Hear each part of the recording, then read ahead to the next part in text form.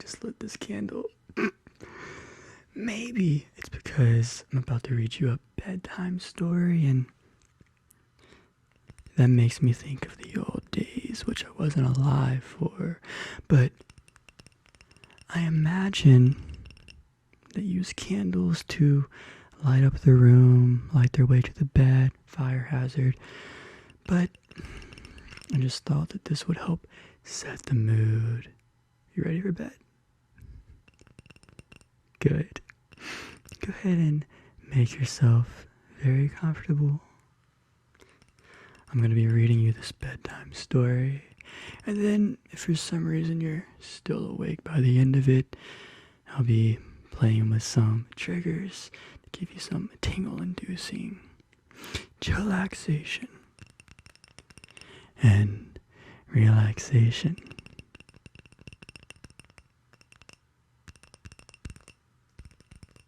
I'm just waiting for the moment that I forget I'm holding a lit candle and I start talking with my hands and get wax all over myself. I don't have any pants on, I'm just in my underwear. It's like 4:30 in the morning. So I'm not as sharp as I usually am, or maybe could, or what or should be. But let's just hope I keep in mind that I'm holding a candle and this could burn the freak out of me.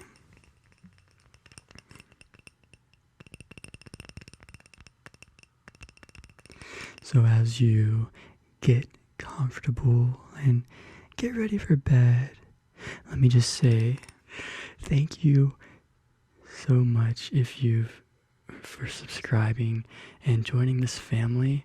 You give me purpose and you give me a reason to create. You're very dear to my heart, and I just want to say thank you. You ready for this bedtime story? Maybe I should set the candle down for this. Yeah, let's set the candle down for this.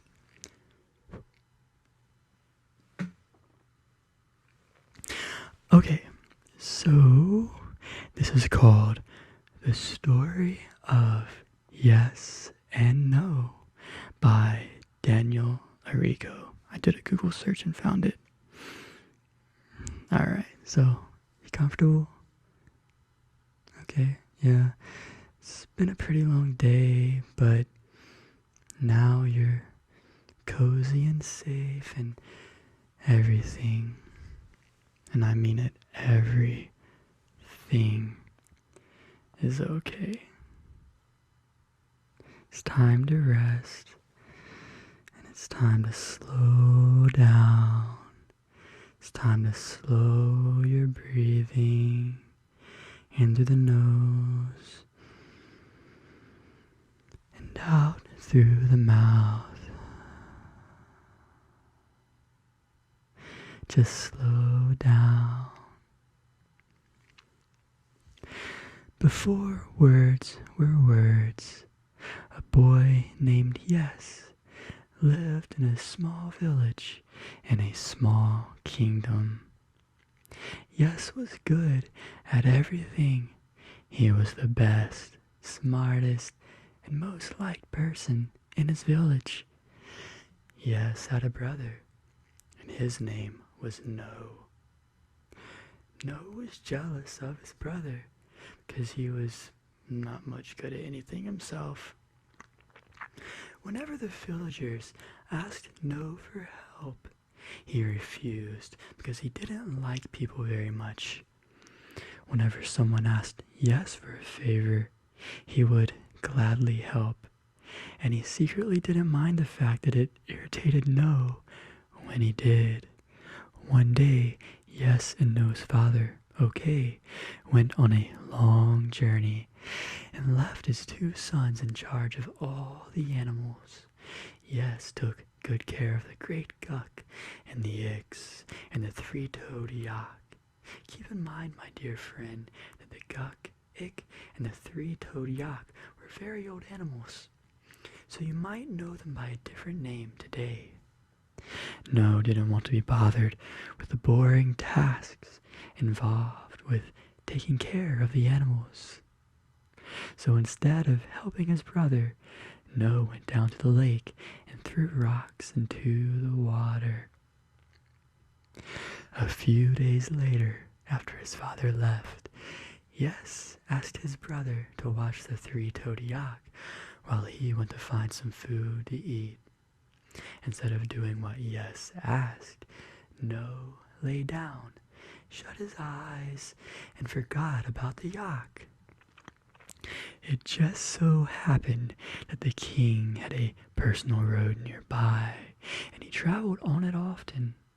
So often that when the three-toed yak wandered onto the road, the king's carriage was passing by and had to swerve to avoid hitting it. The king was thrown from the carriage and fell to the ground and hurt himself. The king demanded to know why a three-toed yak had been allowed on his road and asked all the villagers for an explanation. Yes was always honest, so he told the king the entire story. The king thought for a moment, and then he came up with an idea that he was quite happy with.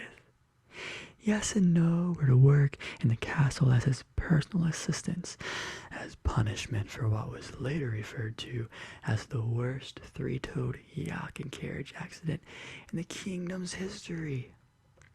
The king needed help with many things around the castle because the king could not be bothered with the daily tasks involved with running a kingdom. However, soon after his decision about the two brothers, the king realized that only Yes would be of any use to him as a servant. Whenever the king asked No to bring him anything, it would get thrown away, broken, or eaten, without exception. The king was quite sure that No was the worst servant in the entire world. The brothers' most important task was to help pick the food for a grand party the king was throwing later that night. Cooks from all over the kingdom lined up at the castle's gate to offer the king their food for the party. Of course, the king could not go and grab the food himself, so he asked Yes and No to do it for him. The first cook came up to the gate and yelled to the gatekeeper, "I bring my delicious ugberry pie for the king's banquet." The king heard this and thought that ugberry pie would be perfect for such an event, and he would love to eat the leftovers. He didn't want anything to happen to the ugberry pie, so he yelled, "Yes," and then asked him to go fetch it. The next cook stepped up to the gate. "I offer the king grookey soup," he said. The king didn't like groupie soup very much, and he knew just how to get rid of it. "No," he yelled, and then sent No out to retrieve the soup. No dropped the soup before the king could even smell it. This went on for hours. If the king liked a dish, he would yell, "Yes," and it would be included in the night's feast. If he did not, everyone would hear a loud "No," and the dish would be destroyed moments later by a servant with a very bad attitude. Pretty soon this started catching on around the kingdom, for if a king does something, his loyal subjects are never far behind. If they didn't want a second scoop of potatoes, they would say no. And if they liked what someone was offering, they would say yes. And ever since that day, in a small village, in a small kingdom, yes has meant yes, and no has meant no. This small kingdom also happens to be the birthplace of Yes and No's cousins, Please and Thanks. But that is another story for another time.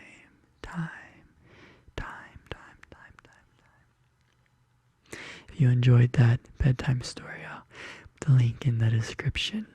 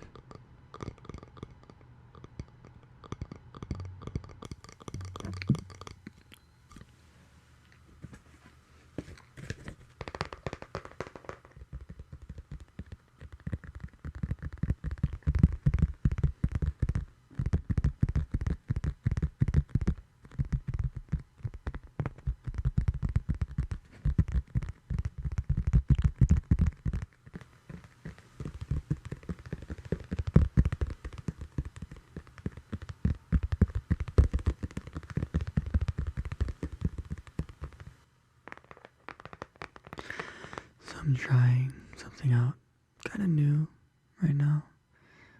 I totally didn't know what I was saying going into that sentence. Sorry. But I'm hoping that the audio is going to sound okay because I'm recording straight into my camera right now because I'm in my bedroom, the room I use next door. I normally record in. I record straight into a program on my computer. So being a room over, I had to change it up and record the audio from the mic straight into the phone. So I can't see levels or can't see much of anything. The average view duration when I look at analytics is around 2.5 to 3 minutes.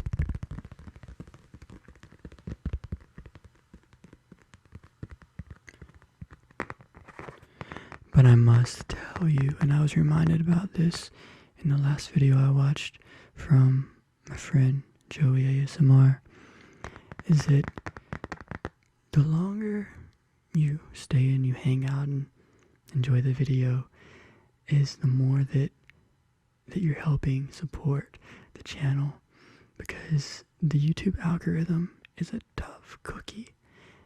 They're serious, they don't play. The longer that a viewer stays on your video is the more that YouTube is going to show your video to more people. So shorter watch times means that the video doesn't get shown to as many people. So if you stayed this far, I appreciate it so much. Thank you.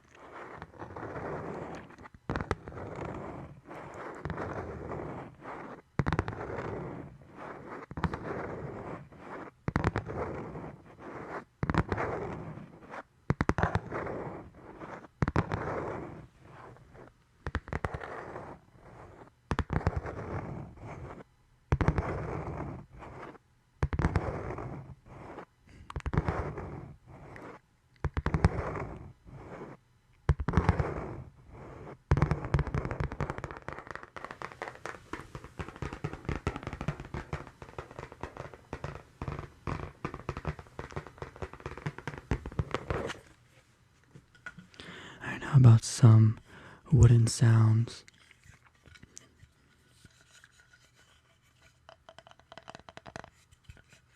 I don't mean to hold it upside down, but this is like a more comfortable way to hold it when I'm doing this, so forgive me.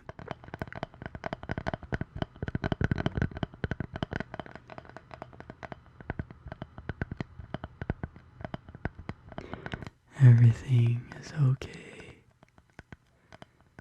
You are okay.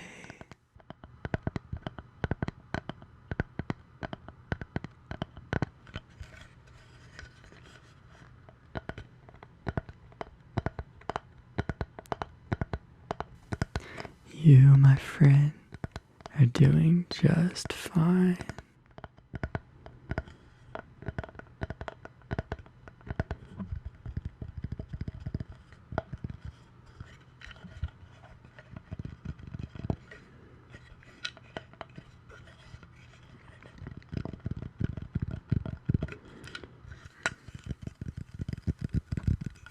So awkward to hold. But I wanted some wood sounds, some wood tapping sounds.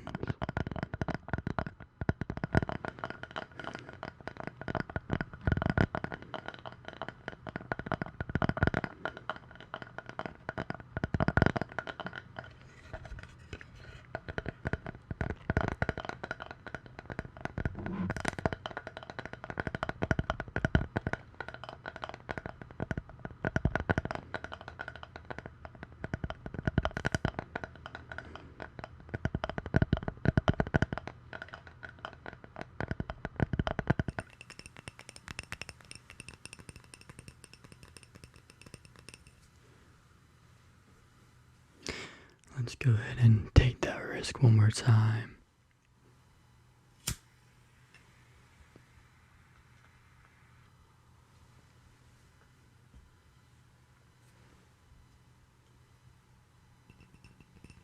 It's a cool aesthetic. It looks really cool. But is it worth it if my hair catches on fire? My hair is highly flammable right now. Got some pomade in it and lots of hairspray.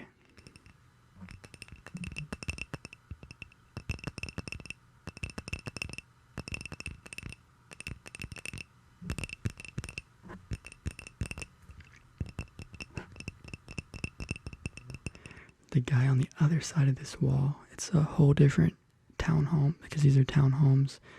So I don't even know what the dude looks like. I've never really met him or anything. But I'm pretty sure he has coronavirus, COVID-19. Because wait, can I say it on YouTube? I'm not monetized yet anyway, so I guess it doesn't matter. For the past week and a half, I can hear him coughing on the other side of the wall. You know, maybe he's actually asleep right now because I haven't heard during this recording him coughing up a storm. Maybe it came through, maybe I ignored it. Hopefully not, but I hope he's okay.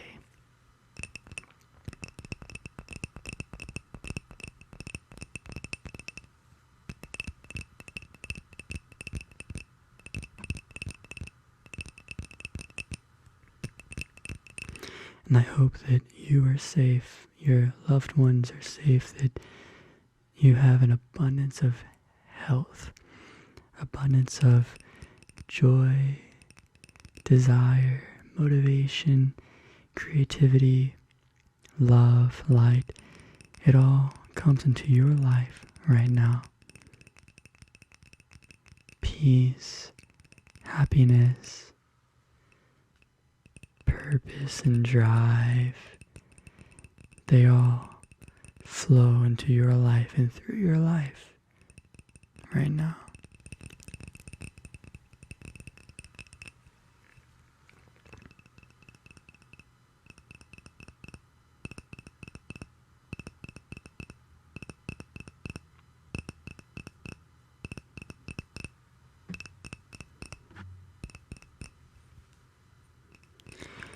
When I first started making ASMR videos in 2017, I started a channel and then I stopped it. I wasn't very confident. I've never been very confident, but I also wasn't in love with what I was doing. It's a different time. I was doing more videos where I was doing triggers, but at the same time talking about things kind of like I'm doing right now.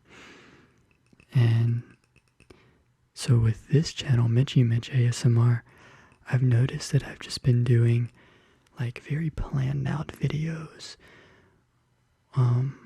Some role plays, some other stuff, but the essence of them all is I have the intro planned out, I have the middle and the ending planned out. And I haven't really left room, or I haven't really included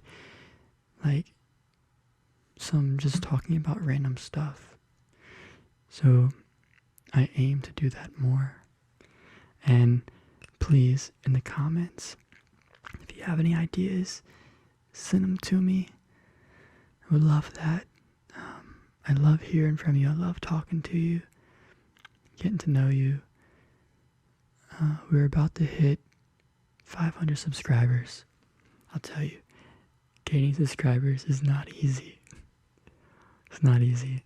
I think it's more about getting into that algorithm though.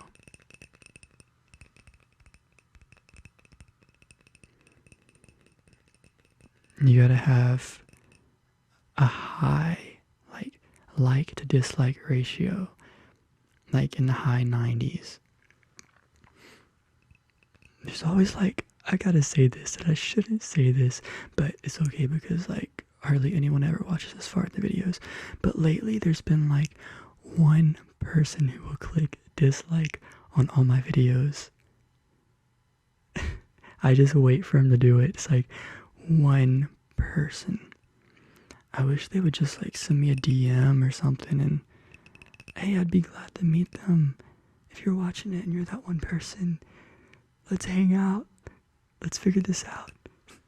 You don't have to dislike my video.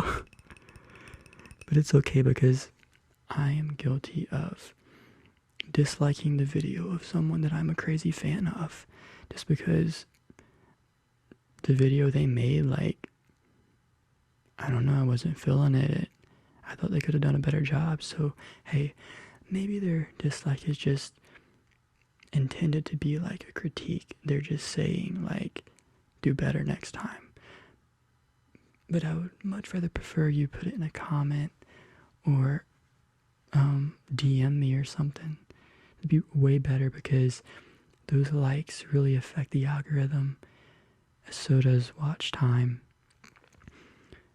And so does, like, if you see a video of a channel on your homepage and you don't click it and you keep scrolling, that affects the creator's place in the algorithm. So, those are just some things. But this candle is starting to get warm. There's a lot of wax in there, and I have a feeling it's about to drop on my leg or something. Or even worse, because I just got underwear on right now. Let me blow it out.